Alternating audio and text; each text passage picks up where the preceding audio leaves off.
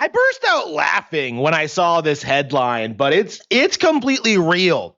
And I already clowned on it on Twitter, and I saw a lot of other people talking about it. But like for me personally, I run a YouTube channel, so we're gonna have to make a video about it. What a giant joke from The Verge. This is why nobody takes gaming journalism seriously.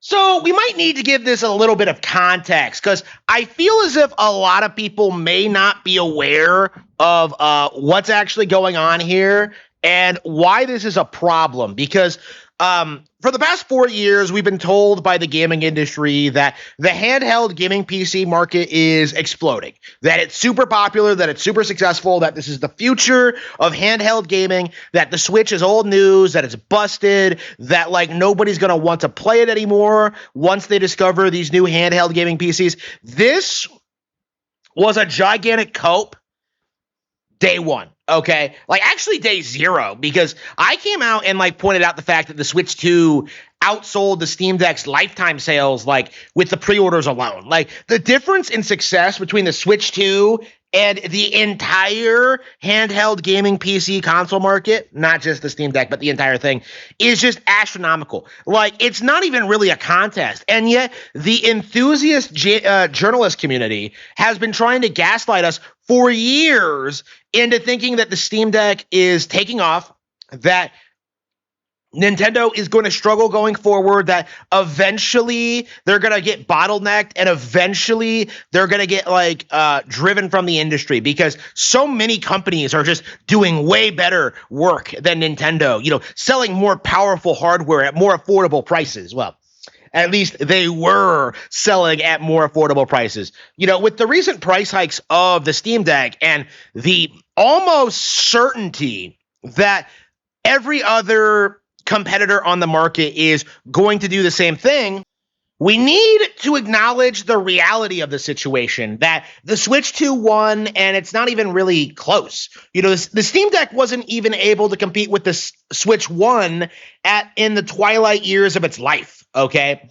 Like, the Switch 2 is successful. It's selling a ton of units. The games on it will never be available on any other platform, legally at any rate. And as a result of that, the entire cope has kind of collapsed. And the thing is, they know it's collapsed. But instead of acknowledging the reality of their situation, that the Switch 2 is here to stay, that it's successful, that it's the one shining light in the darkness that is the current gaming crash, instead, they're putting out these clickbait articles trying to tell you that gaming as a whole is dead. The entire genre of like handheld gaming consoles is dead because of like the failure of the Steam Deck. Completely misrepresenting like what's actually happening, that the attempts at these like manufacturers to enter the handheld Switch space, right, to cut in on the Switch market has completely failed. And it's not because the Switch is not popular or people don't like it or people don't care about it anymore and they want something new and interesting. Like, no, the problem is that the Switch is so dominant in its niche that nothing can possibly like intrude on it. Like, you're never going to compete with Pokemon. You're never going to compete with the Nintendo first party titles. You're never going to compete with like the superior hardware at that price point. Like, it's just not really possible. No matter how much you like you skimp and save, no matter like how much you like mod your PC and like pirate Nintendo consoles, like the simple fact of the matter is it's never ever going to be as good as what we see coming from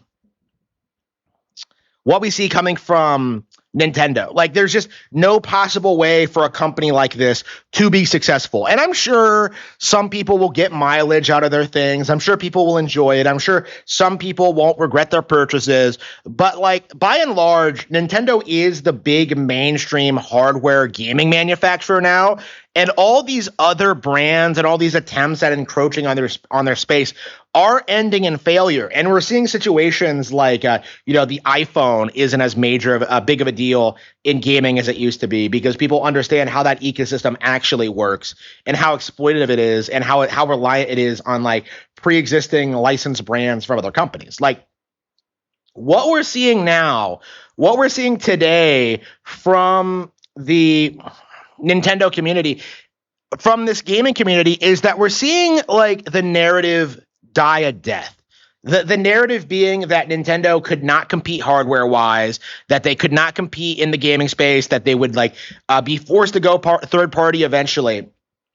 All of that has just completely collapsed, and we're reaching the point where they can't even like rely on their end all, like be all of just pretending that they're just going to pirate like Nintendo games on their emulators. Like we're at the point now where like that's increasingly becoming unlikely and impossible. You know, current estimations suggest that it's going to take a full 10 years to get Switch 2 emulation up and running. And no matter how much people cope and seethe about how they're going to wait 10 years and then emulate the games, like that's never going to be a viable business model because it indicates where the industry is going. With every new iteration of the Nintendo Switch and the next wave of like exclusive games, that's going to be hardware that is completely unemulatable.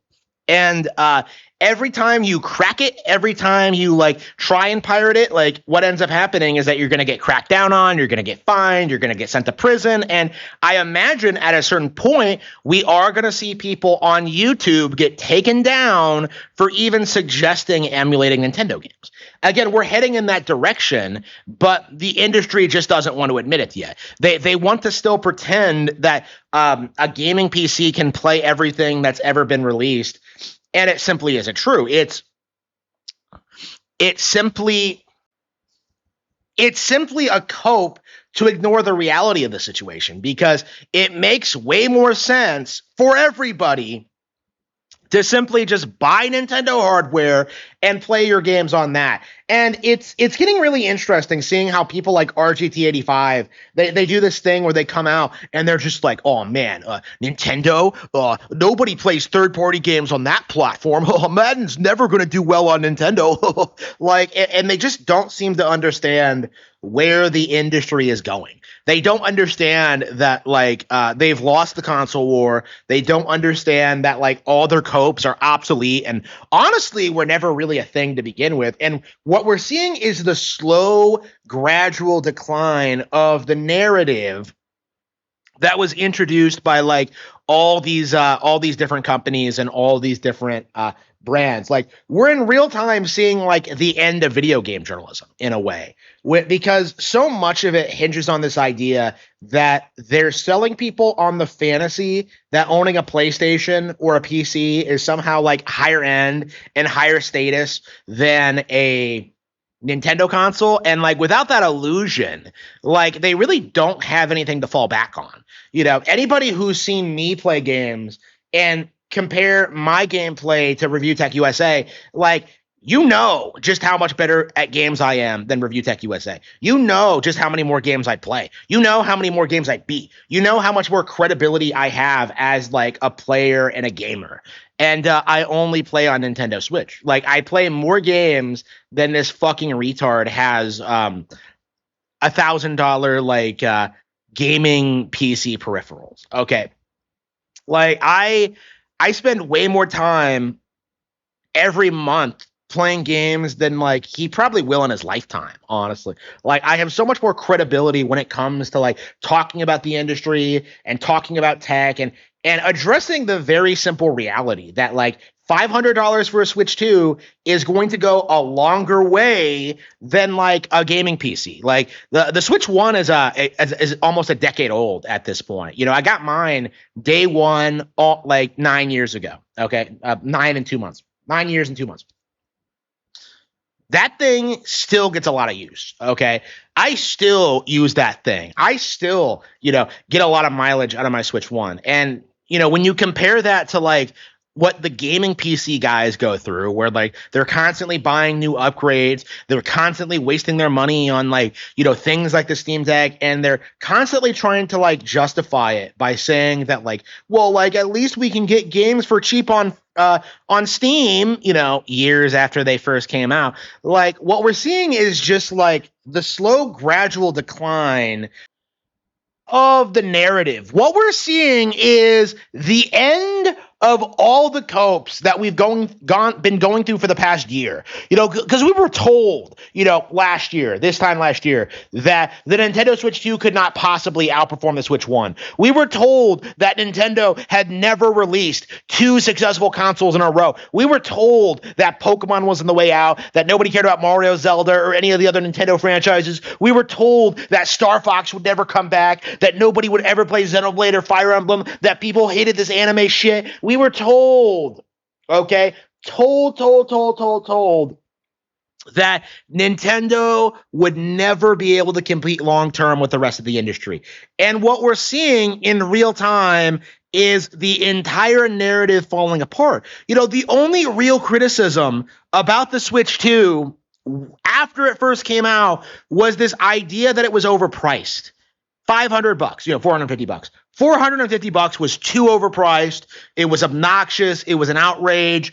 Meanwhile, Sony and Xbox were raising their prices, and now Steam Deck has increased their prices too. So now, after all that, what we get is that Nintendo Switch 2 is the cheapest platform on the market by far, by not an insignificant margin. It is insane how nobody else besides me seems to be talking about this, about how Nintendo is lowering the prices of their games, lowering the prices of digital releases. They're really, really doing a lot for the consumer right now. But the entire narrative has always been, that Nintendo is anti-consumer, when none of these people seem to be capable of explaining what exactly they're doing that's so unreasonable. Because you can't point to the prices, you can't point to the game quality, you can't point to the quality of the hardware or anything like that. The simple fact of the matter is Nintendo killed it this console release cycle, and we're still in that phase where the masses cannot bring themselves to admit it. I'm Harman Smith. Thank you for watching. Be sure to like, comment, and subscribe. Support my books. Become a member. Support my Patreon. Do everything you can for me. And I will see you all next time.